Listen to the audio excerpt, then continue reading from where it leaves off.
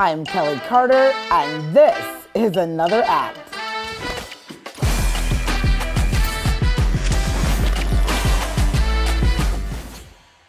Russell, thank you so much for doing this today. Thank you. My pleasure.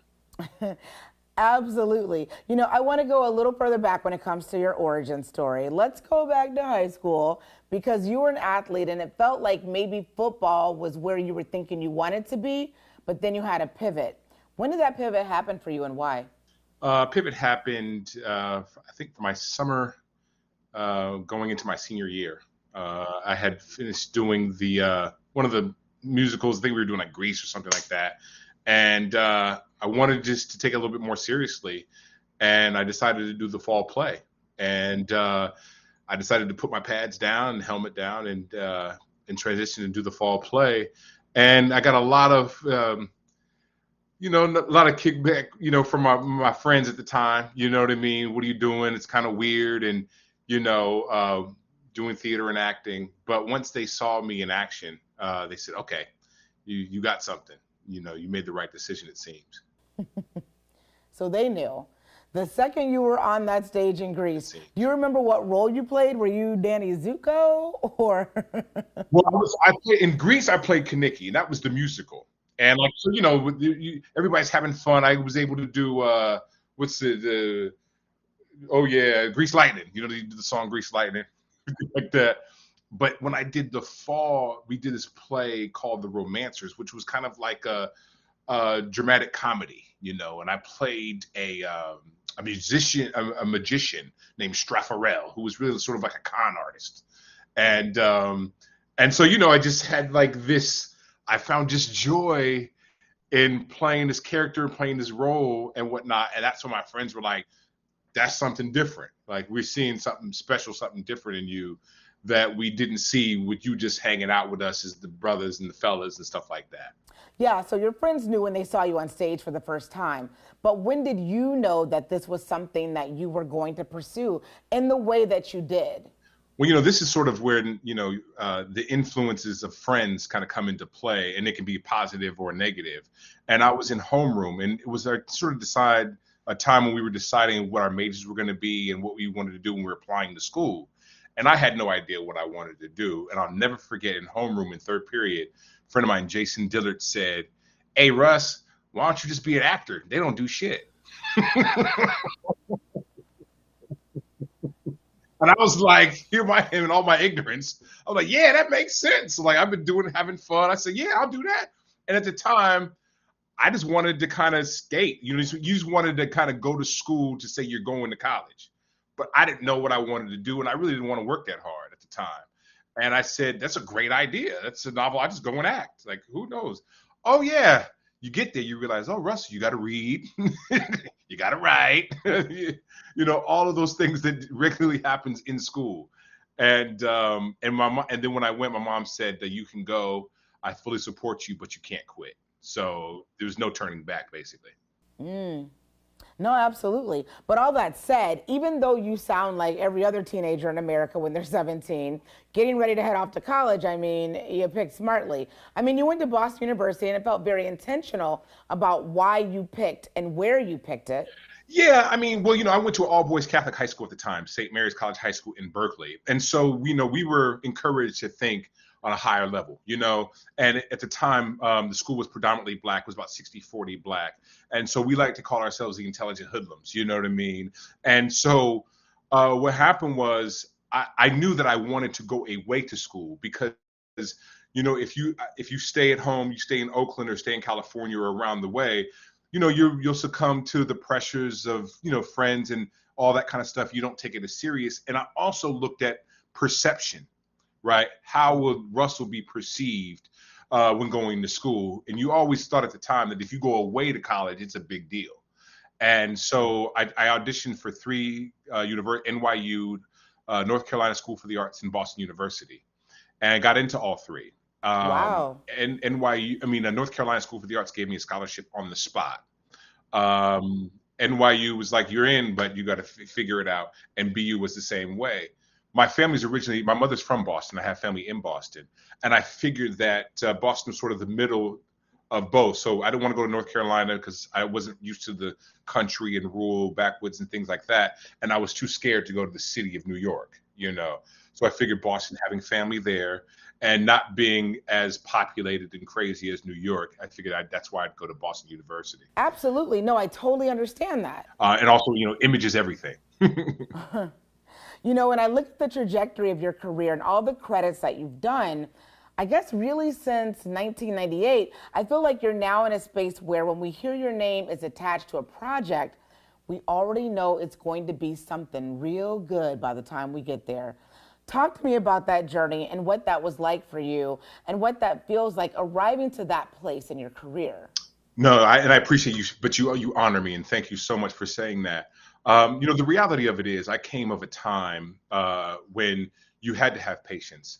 You know, it was I understood that, you know, you go to theater school, and when you get out of theater school, it's going to take a little while for you to find your way. So that meant, you know, doing hustle jobs in New York. That meant, you know, doing small little backroom off Broadway plays. That meant doing regional theater. And I was ready for that process to transpire. Little did I know that it would be go as fast as it did, as far as getting the opportunity to work, getting the opportunity to fully make a living in acting.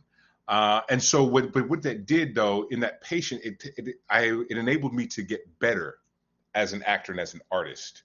And so I was able to be a mentee under the likes of, you know, theater guys who were 20 years my senior, learn the, you know, the ways around the boards. My first real job was working opposite Andre Brower, you know, at the time. And so I'm learning from him. And then you get a chance to kind of to grow and develop slowly. So when I go from 24, when I started Jitney in 1998, to 30, when I finally get my #1 on the call sheet in Lincoln Heights, now we're talking about 6 years of really sitting under at the knee of my elders, if you will. And I think that that's very important.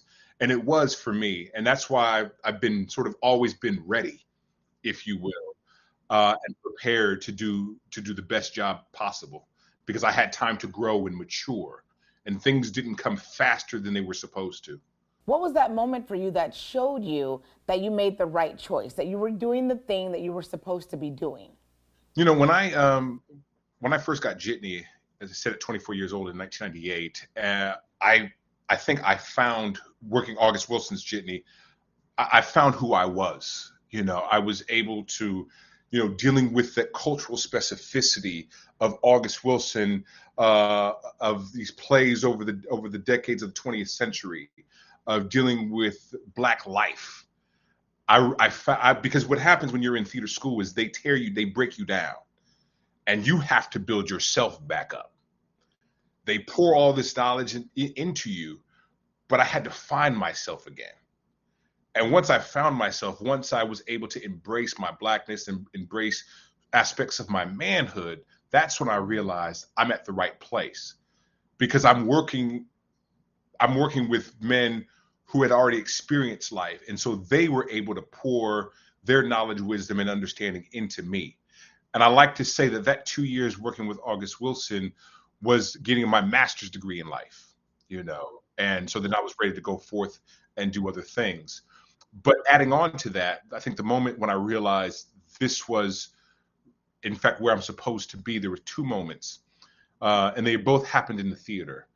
The first was in 2004 when I was working opposite Viola Davis in Lynn Nottage's Intimate Apparel off Broadway.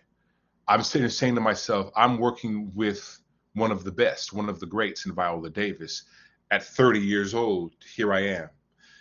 And then it was 6 years later in 2010 when I'm working opposite Denzel Washington and Viola again, doing August Wilson's Fences on Broadway.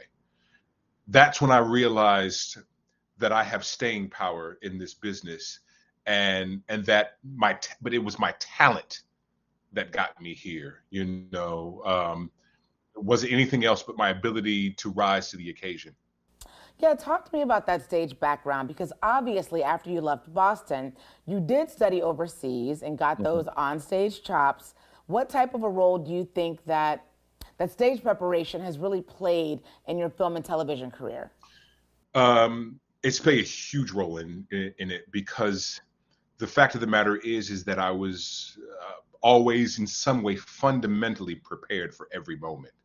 And that's because I have a theater background. That's because I understand voice and speech, having studied the classics, having worked on, movement, body manipulation, all of those things, and how to build a character. The other thing that came, a dear friend of mine and a mentor, Ren Brown, told me when I was probably about 28. I met him at 26, but he told me this at 28. He said, Russell, he said, let me tell you something. He said, you're going to work in this business. He said, but unfortunately, he said, you won't really work at a high level and be shot out of a cannon until after 40. He said, because he said what you have, he said that you have all the background, you have the training, but you have a manhood about you that the industry is not ready for just yet. He said, so everybody else is here doing young kid roles. He said, but the fact of the matter is they will not be able to transition into manhood. He said, you're a man already, but they won't be able to see that. It won't be, they won't take it until you reach about 40, because that's when they believe, you'll be ready, as a man, and you'll be grounded with your sensibilities and the ability, to act at that point in your life. And he was right. In these last 8 or 9 years, you've been far more visible, I think. Why do you think that is? And did you notice that immediately, kind of as you were approaching 40, that the world started to look different for you in that way? Yeah, and I didn't, while I received, my friends' words of wisdom, and I was, it was painful to really hear, because you wanted, you want to be a star now. Yeah. And, at that time, I was really resentful to a lot of actors, why are they working and I'm not? Why are they sort of the hunk of the year, or, working in all these hip hop favorite, film and TV roles? So then I realized that when I do Grimm, when I got that job, while I was really excited to get the job and the opportunity to work, after my second year, I said to myself, I'm in purgatory. And I thought my career was over, quite honestly. Oh, really? And yeah, because I realized, well, I'm going into my third year on a series where I believe I have a superior talent, and I had done a lot of work up to that point. And I'm sitting there saying to myself, why am I here playing third fiddle to the left and asking, what I mean, chasing, lions, tigers, and bears, goblins, and ghouls and whatnot, and, working opposite green screens and whatnot. And then when Denzel called for me to do Fences, the film, that's when my life and my career changed. If I don't do that film, I'm not here sitting with you today. I know that, and I believe that. And because the reality of it is he tapped me on the shoulder yet again, and I was prepared. It's really that simple. I was prepared and rose to the occasion. And so subsequently, I get 7 Seconds working opposite Regina King. She gets an Emmy for that role. And I like to think that I had a large hand playing opposite each other, and her rising to the occasion and delivering a performance for the ages. And then while I'm shooting 7 Seconds, I auditioned for The Hate U Give. Now, see, here's where I was, when you're still hungry, you can go and do that. And I was hungry for Fences, 7 Seconds, and The Hate U Give, because I knew within my spirit that the people hadn't seen me. You know what I mean? The world had not seen me. I knew the talent that I possessed, and I knew the artistry that I had within me that people had not seen. And so again, my friend was right when he said, once you hit post 40, that's when they'll be ready. And the roles came that were different. They needed fathers, they needed men. The industry needed a different image. and I was able to step into the breach and fulfill that. Yeah, man. Thanks for sharing all of that because that's so honest. And I really appreciate it, especially because it sounds like fences really changed the trajectory of your career. And I would imagine as part of that, it changed what you say yes to and how you go about picking roles. So I want to talk about some of that. These recent roles that you have done after fences, like Don King, like Mr. Flannery and BMF. What makes you gravitate towards those roles? When I look at doing taking on Mr. Charles Flannery and BMF, I didn't realize how impactful that role would be at the time. My dear friend Tasha Smith came to me and she said, "Brother, I need you. We need a real grounding force to be, to hold, this series together." And I was like, I said, all right, I'll do it. You know what I mean? And I really didn't think much of it. But once I got to set and I realized the young people that we were working with, the youth, a lot of new faces, a lot of new young actors, it was my turn and my job to sort of pour into them. You had to be Andre now. And I took, sorry? Yeah, you had to be Andre now. Exactly. And I realized that it's no longer about me. I mean, I can still do my work. I have a lot more to do. But in this moment, in this time, I have to give them something that they can feel. I have to give them something which they can, one to grow on, if you will. And, that's, teaching them a certain level of discipline, how to show up every day, how to be a professional, as we say, how to be a pro. And then when the opportunity came to do Don King, I had a very short preparation window. I had about a week to prepare for that. And I was terrified, to be honest. Why is that? Because we were talking about a figure that's larger than life, yeah. that a lot of people know of. And I knew that people were going to be seeing it and talking about it for better or for worse. And it was my time to basically put my money where my mouth is. It's like, growing up in I like to think the golden age of hip hop, I have that braggadocio sort of sensibility like you do when you're in the ciphers, or that braggadocio rap when you talk about how bad you are, how cold you are. And I grew up saying I'm a bad mother jumper. You know what I mean? And so this was my opportunity to prove to myself and to everybody that I am who I said I am.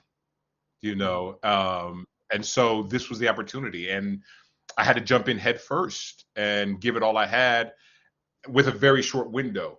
But again, preparation meets opportunity. And so for the last 20 years, I had been preparing for that opportunity. And so then therefore I was ready. No, I really like what you did with Mike. That's very, I don't know, it just felt very transformative. I think you're really nuanced in that. What did you do to prep for him? It's a good question. There was a biography by Jack Newfield. It's the Shame of Boxing in America, or something to that effect. And I read the biography. It's a unauthorized biography.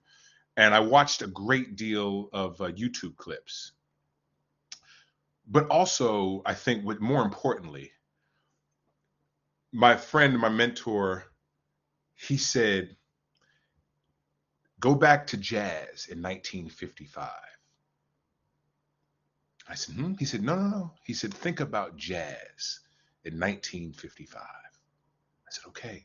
So now we're looking at the time period of when Don was coming of age, right? When he was hustling on the streets and he was numbers runner and he was gangster, all those kinds of things. But you're thinking about the music. How does the music inspire how we think, how we feel, and how we talk? We're talking about rhythms, right? So jazz music brings about a certain rhythm, about a certain syncopation, right? It's constant, right? So your rhythm changes, right? And so we're talking about also how cats used to talk, right? Back in those days, when you talk about things, so they're moving, verbalizing, they street hustlers, things got to move fast and quick and lightning and everything like that. You know what I mean? And so you're trying to get over, you're trying to make a way for yourself and the pitch changes in a lot of things, right? and it's based on the musicality. So I said, so that origin of music, of the musicality of jazz, I said, okay, this is where Don got his rhythms from. So see the thing, so that's why it wasn't. I didn't look to mimic or imitate Don. I wanted to get his essence, right? And I knew his rhythms because I'm listening, I'm watching YouTube videos. But where does that vocal quality come from? Where does it come out of? And how did he build on it? How did he find it? And at the same time, I realized Don, when I looked at films, clips from the 70s through the 80s into the 90s, he found his own character. Do you see what I mean? So then how did that character evolve over time? So those are questions I had to ask myself. I had to create that. You know what I mean? So that's, Yeah. in a nutshell, that's what I sort of did. No, no, you did. You did such a great job with that. And I have to go back to BMF because, and I feel like I'm saying this all the time in interviews, I'm originally from Detroit, and you know how we get. You know how we get.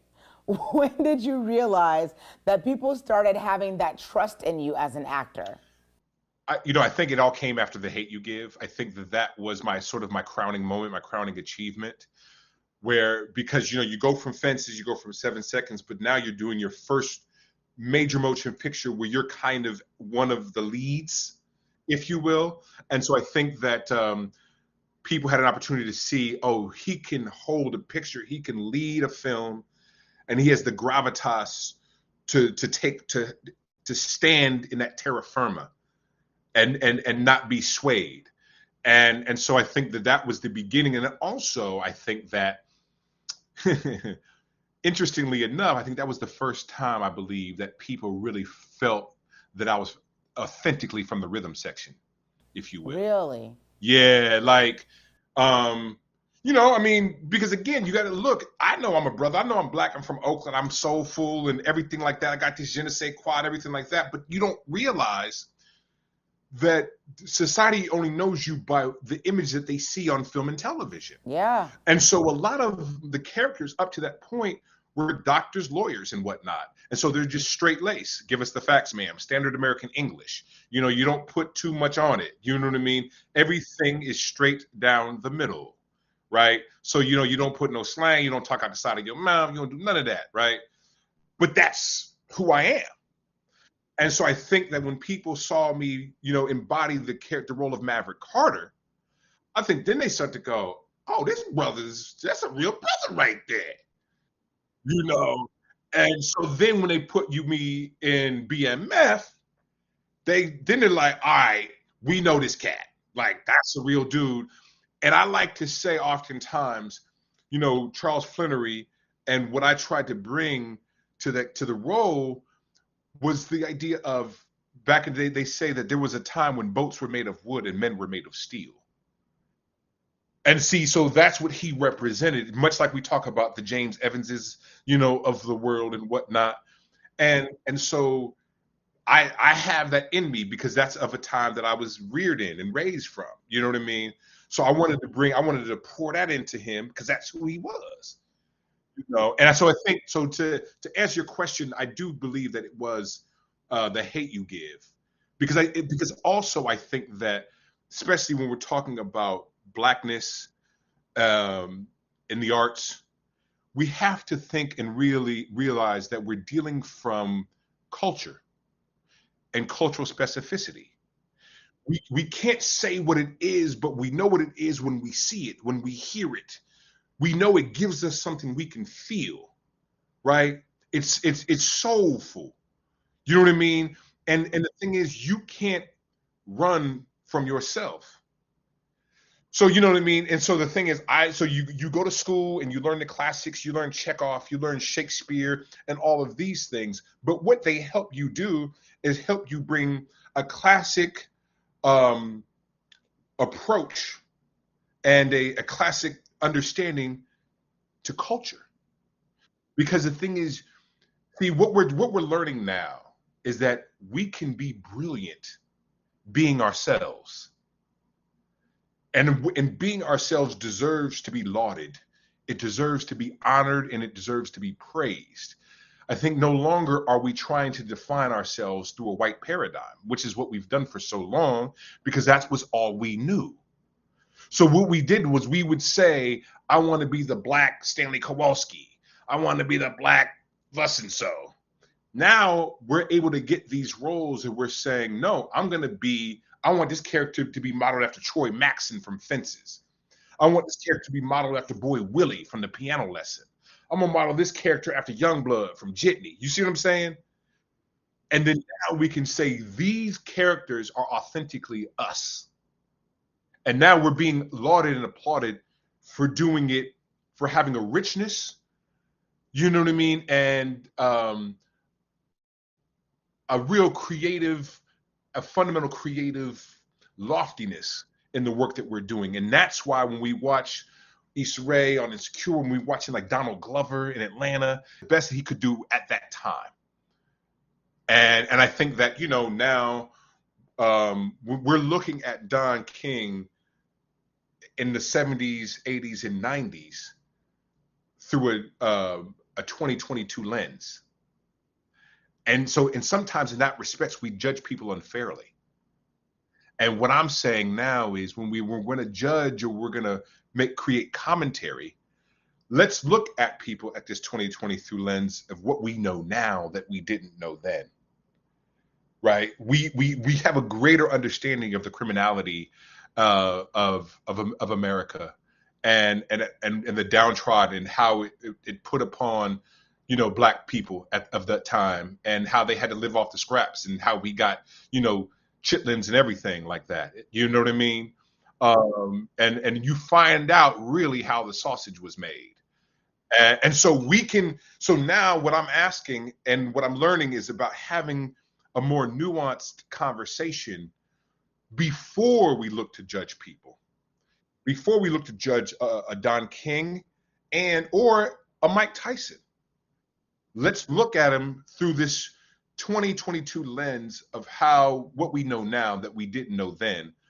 And they became a product of that environment, of that America. Do you see what I mean? And so I'm trying to be more understanding, quite honestly, than I was. Yeah, same. No, same. I say that often too. I think we've evolved a lot since then. What's next for you?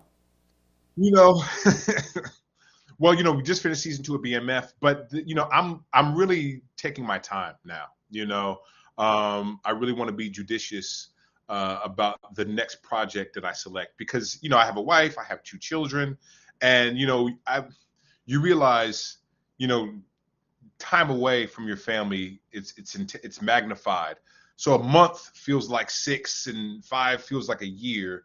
And you come back months later and you see your children growing and talking to you differently and asking you, Daddy, where are you? And so I really have to really consider them. And so make sure that I believe that the project that I choose next is worthy of my time and my talent, quite honestly. And so, so to answer your question directly, I don't have anything on the horizon presently, but whatever it is, whatever I decide, I'll make that move with pride. Gosh, I love hearing that. But that said, is there something lurking out there that you would love to do? Well, the thing is that I would really like to play something other than myself and how I am viewed by the public. You know, you see, I play so many different characters all the time, but I think people don't see me as a character actor either. So I want to transition into something different, right? Because I feel like I have, you know, again, an immense amount of talent and ability to even, you know, sort of take on those things, right? So it's like a lot of my British brethren who come over here and they play sort of Americans, right? So I should be able to go over there and sort of play with them a little bit, right? Because, you know, again, I've done that. So I went to school and I did all these little things. So, you know, just sort of see where talent lies, you know. But, you know, it just got to have some fun, you know. Man, Russell Hornsby, one of the greats right now. Thank you so much for taking time out to chat with me today. My pleasure. No, I really appreciate it. And continued success. Thank you so much. I greatly appreciate it. Have a lovely day. Thank you. You too. All right. Bye.